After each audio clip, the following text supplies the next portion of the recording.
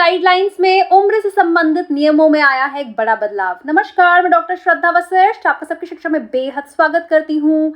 As से related यानी कि उम्र से संबंधित जो नियम है, एज से रिलेटेड जो रूल्स हैं, उसमें एक चेंज आया है। वह क्या है मैं आज आपको बताने जा रही हूँ। उसके लिए आपको सबसे पहले जाना होगा एडमिशन गाइडलाइंस के पेज नंबर 5 पर, जहां पर एज से रिलेटेड सारी इंफॉर्मेशन दी है।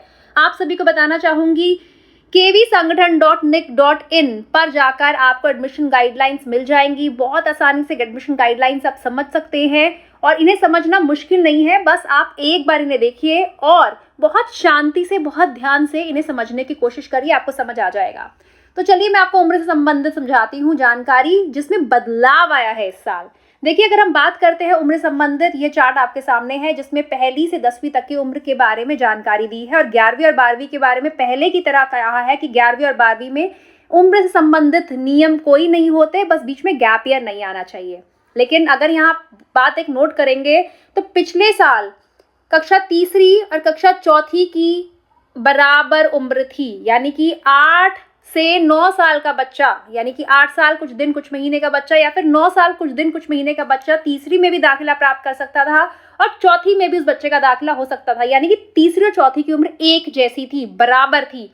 लेकिन इस साल चौथी और पांचवी की उम्र आपको एक जैसी दिख रही होगी। देखिए, चौथी और पांचवी की, चौथी में लिखा है, क्लास 4th में लिखा है 9 years but less than 11 years of age, यानी कि 9 साल या 10 साल लेकिन 11 साल से बच्चा छोटा होना चाहिए। और 5th में भी, पांचवी में भी यही लिखा है 9 years but less than 11 years of age, यानी कि 9 साल या 10 साल का बच्चा लेकिन 11 से कम होना चाहिए।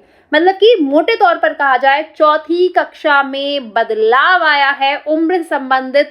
पिछले साल चौथी कक्षा में जिन बच्चों का दाखिला होता था उनकी उम्र 8 या 9 साल होती थी, लेकिन इस साल से 9 या 10 साल के बच्चे क्लास 4 में एडमिशन प्राप्त कर पाएंगे।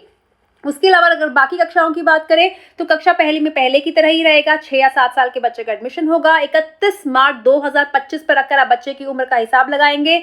1 अप्रैल को पैदा हुए बच्चों को एक दिन की वजह से 1 साल उनका पीछे नहीं करेंगे, उन्हें 1 दिन की छूट दी जाएगी।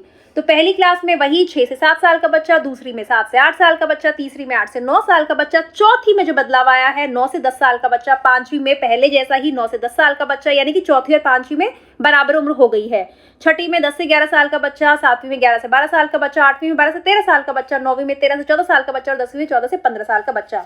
अगर हम बात करें 11वीं और 12वीं की, तो 11वीं और 12वीं में उम्र से संबंधित कोई नियम नहीं होता। बस यही कहा जाता है कि जिस साल क्लास 10th का रिजल्ट हो निकले उसी साल क्लास 11th में एडमिशन हो, और जिस साल क्लास 11th का एडमिशन रिजल्ट निकले उसी साल क्लास 12th में एडमिशन होना चाहिए। और एक एज से जुड़ी एक छूट भी मिलती है जो कि मैक्सिमम एज यानी अधिकतम उम्र में मिलती है, वह केवल children with special needs category के बच्चों को मिलती है, यानी कि दिव्यांग बच्चों को मिलती है कि वह उन्हें अधिकतम उम्र में 2 साल की छूट मिल सकती है। किसके द्वारा? जिस प्रिंसिपल बालक के केंद्रीय विद्यालय में एडमिशन लेने जा रहे हैं, यानी जिस केंद्रीय विद्यालय में उनका एडमिशन होने जा रहा है उसके प्रिंसिपल के द्वारा यह छूट मिल सकती है। तो लेकर आई हूँ ये बहुत ही महत्वपूर्ण जानकारी जो मुझे लगा आपको पता होना चाहिए, और साथ ही ढेर सारी और जानकारी आपके लिए लेकर आऊंगी। कोशिश करती हूँ छोटी छोटी जानकारी एक एक वीडियो में लाऊं, क्योंकि एक ही वीडियो में भर के जब आप जानकारी दे देते हो तो समझ नहीं आता है। तो जानकारी समझ आया आपको, इसीलिए हर एक पॉइंट पे एक वीडियो लेकर आ रही हूँ। और हाँ, आपको कहना चाहूंगी आप इंस्टाग्राम पे जल्दी से हमें फॉलो कर लीजिए, क्योंकि इंस्टाग्राम पे भी मैं बहुत सारी जानकारी लेकर आती हूँ। अब मुझे डॉक्टर श्रद्धा वशिष्ठ को इजाजत दीजिए। नमस्कार।